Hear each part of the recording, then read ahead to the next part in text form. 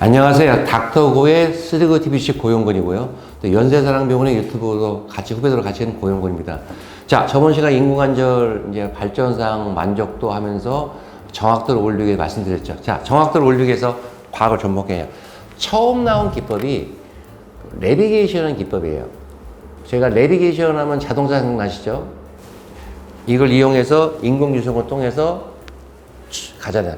제가 요즘은 운전 안 한 지는 오래됐는데 저도 운전했었거든요. 제가 운전할 때는 어디 지방 내려가면 물어서 갔어요. 어느 길로 갑니까? 근데 어느 순간에 내비게이션 찍고 가잖아요. 이런 내비게이션이라는 게 인공유성 추적하는 거죠. 근데 무릎에 쓰는 무릎에 쓰는 내비게이션 그런 개념이 아니고 내비게이션처럼 위치를 정해준다는 뜻의 내비게이션을 쓴 거예요. 제가 인공관절 수술한 지가 벌써 한 25년이 넘었습니다. 그런데 94년도에 제가 독일을 갔다 왔어요. 독일에 간 이유가 독일의 무슨 대학에 있는 어떤 교수가 그 내비게이션 기법으로 수술을 하고 있는 거예요. 그러니까 20년 지났죠. 그러니까 이런 정확도를 올리기 위한 이런 연구들은 최근 나온 게 계속 연구를 해왔어요. 자, 이렇게 합니다. 적외선인가 이런 카메라를 설치를 해요. 적외선이 자외선이 모르겠어요. 설치를 한 다음에 센서를 달아요. 그림이 그려주세요. 무릎에다가 센서를 부착해요. 핀을 박아서 센서를 부착시키는 거예요. 그리고 저기 센서가 있어요. 그리고 거기에 컴퓨터에 프로그램이 들어있는 거예요. 그래서 수술할 때 절개를 하고 이 컴퓨터가 요구하는 정보들을 일단 입력시키는 거예요. 이렇게. 그걸 레지스트레이션, 등록한다는 거거든요. 그게 한 10분 정도 걸려요. 등록을 딱 하면은 저기 센서가 달리는 뭐 카메라에서 이 센서를 읽어가지고 그다음에 등록해 있는 그런 마커들을 읽어요. 그리고 컴퓨터 분석을 하는 거예요. 어떤 분석?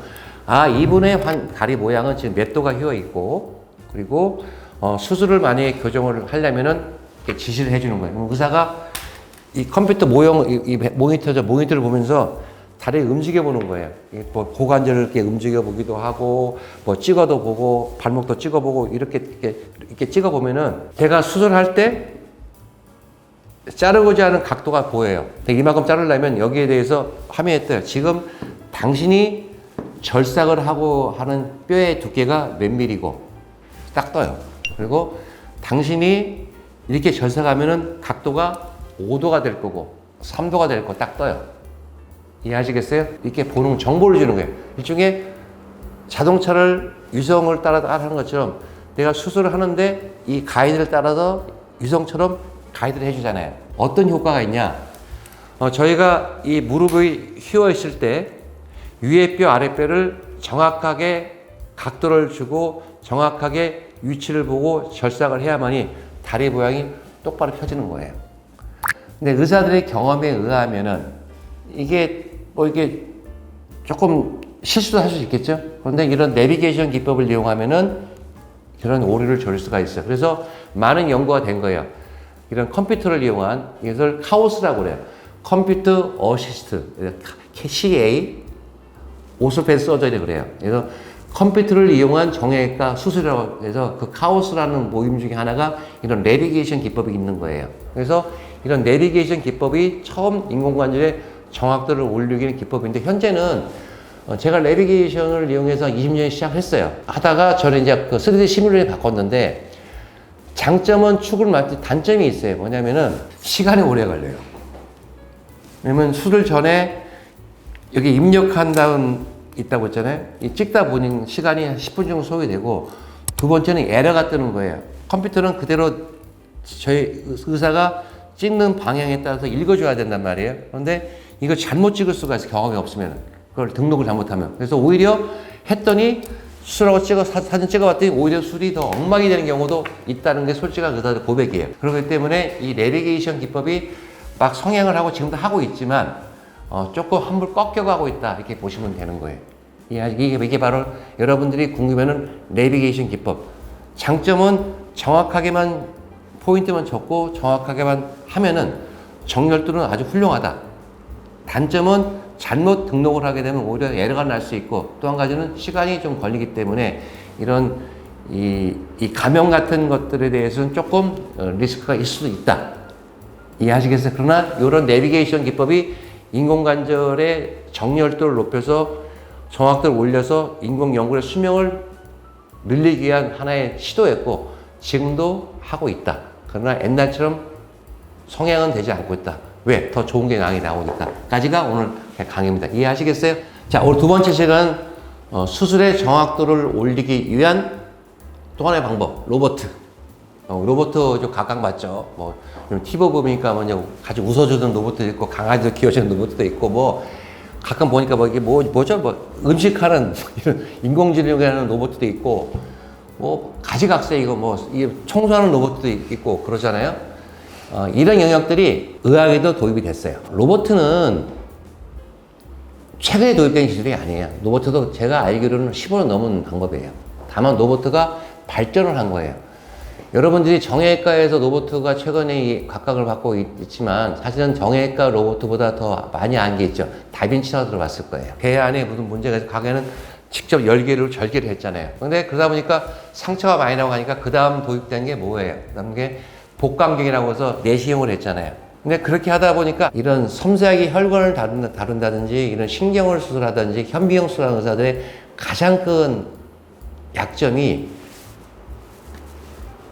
이거예요.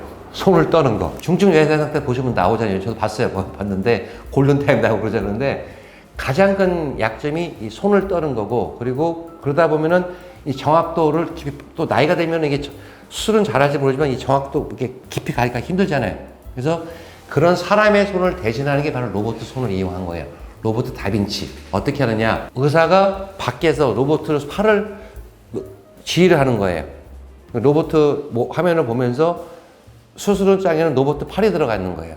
그래서 이게 입력하고 지휘를 해가지고 로봇가 떨지 않고 정교하지 않고 깊이 들어갈 수 있기 때문에 이 수술하는 게 바로 다빈치 수술이에요. 일반 외과 시작한 게 갑상선도 하기도 하고 뭐 저는 잘 모르겠어요. 유방암도 하기도 하고 뭐 전립선을 해서 모든 대학들이 다빈치 수술 해가지고 많이들 하잖아요. 그러다 보니까 정형외과에서도 우리도 할 수 있잖아요. 그래서 도입을 한 거예요. 로봇은 역사가 한 15년 넘습니다. 로봇 하니까 여러분들이 착각하는 잘 모르시는 저도 그랬지만 TV에 나오는 로봇가 수술하는 줄 알고 있어요. 그런 게 아니고 다빈치 같은 경우도 로봇가 들어가서 이런 절규하게 팔이 움직이는 것처럼 정형외과 로봇은 로봇 팔이 있어요. 사람의 손을 대신해주는 로봇의 팔이 달려있는 거예요. 1세대 로봇은 어떤 거냐면은 진짜 모든 걸 다 로봇가 있어요. 수술 전에 수술하고자 하는 사람의 무릎을 CT를 찍어요. 그럼 CT를 가지고 이걸 분석해요. 분석하는데 한두 시간 걸리고 굉장히 시간 오래 걸린 다음에 분석된 결과를 컴퓨터에 입력을 시켜요. 그러면 이 컴퓨터가 자기가 갖고 있는 로봇 팔이 있잖아요. 거기다 지시를 내리는 거예요. 1세대 보면은 의사는 절개만 하고 열어만 놓으면은 이 팔이 들어가서 지 혼자 다 하는 거예요. 근데 로봇 팔을 처음에 나온 것은 이게 밀러로 가는 방법이었어요. 시간 엄청 걸리겠죠. 시간 엄청 걸리고 중요한 것은 명령을 내려야 되잖아요. 명령을 누가 내려요? 컴퓨터가 내리죠. 근데 컴퓨터 명령을 누가 해요? 의사가 명령을 내리죠. 어떤 걸로? 수술에 찍은 CT라는 그런 걸 분석해서 CT 베이스로 해서 사람의 무릎을 분석해야 되는데 이게 시간이 오래 걸리거든요. 그리고 또 의사들이 공학도가 아니기 때문에 잘못 입력할 수도 있다는 거예요. 그러면 오히려 수술이 엉망이 되는 경우도 있어요. 이해하시겠어요? 그리고 아무래도 이 시간이 오래 노출되다 보니까 감염의 위험도 올라가고 그래서 이게 좀 철수를 하던 분위기였다고 지금도 하고 있는 사람이 있죠. 그러면서 섞었어요. 어떻게? 로봇과 사람이 같이 하는 방법. 그러니까 로봇가 들어와서 하고 사람이 보조 이런 방법들을 한 거예요. 근데 원래 똑같아요. 컴퓨터에다가 의사가 입력을 시켜주고 아니 공학도 입력을 시키고 움직이는 방법. 근데 두 번째까지 방법은 이게 제어가 안 됐어요. 막 수술하는데 내가 입력했는데 이상하단 말이야. 끊어야 되는데 끊지 못한 거예요. 그러니까 수술이 엉망이 되는 경우가 있겠죠. 그래서 마지막 발전된 버전은 뭐냐면은 로봇에다가 컴퓨터 입력을 시켜줘요. 똑같은 거 수술 전에 입력을 시켜서 명령을 내려요. 그럼 컴퓨터가 그 명령을 자기가 분석해서 로봇 파에다가 명령을 내리는 거예요. 근데 바뀐 게 있어요. 어떻게 바뀌었냐면은 과거 방법은 명령만 되면 끝났는데 지금 방법은 명령을 내리는데 자기가 내린 명령에 어긋나면 수술이 멎어버려요. 아무래도 그런 위험성을 줄이겠어요. 근데 로봇도 하나의 단점이 좋은 방법이 좋은 수술법이고 환자분들이 보고 되게 좋다고 저는 생각하고 앞으로도 계속 발전할 것 같아요. 근데 문제는 제가 내비게이션을 얘기했을 때 등록하는 것처럼 로봇도 등록을 해야 돼요. 그러니까 시간이 좀 오래 걸려요. 그리고 요즘 방법처럼 경험이 없는 의사들이 막 하다 보면은 이게 멎어버리면은 이게 답이 안 나오는 거예요. 시간이 오래 걸리기 때문에 시간에 노출될 수 있는 위험이 있다는 거. 그리고 입력을 하기 위해서는 굉장히 경험이 중요하다로 생각하시면 됩니다. 이해하시겠어요? 이 로봇 같은 경우는 수가가 좀 더 비쌉니다. 왜냐면 이게 비급이기 때문에 병원에 따라서 한 100만 원, 200만 원까지 더 받고 있다고 아시면 되는 거예요. 수가가 올라갈 수 있다. 근데 다빈치에 비해서는 그래도 저렴해요. 다빈치 같은 건 뭐 1,000만 원씩 받거든요. 근데 정형외과형 로봇 영역은 조금 가격이 그래도 많이 있게 올라가지 않았다. 근데 환자는 부담이 된다. 이렇게 제가 말씀을 드리면서 로봇 얘기는 제가 또 다음에 필요하면 또 이어가도록 하겠습니다. 예, 감사합니다.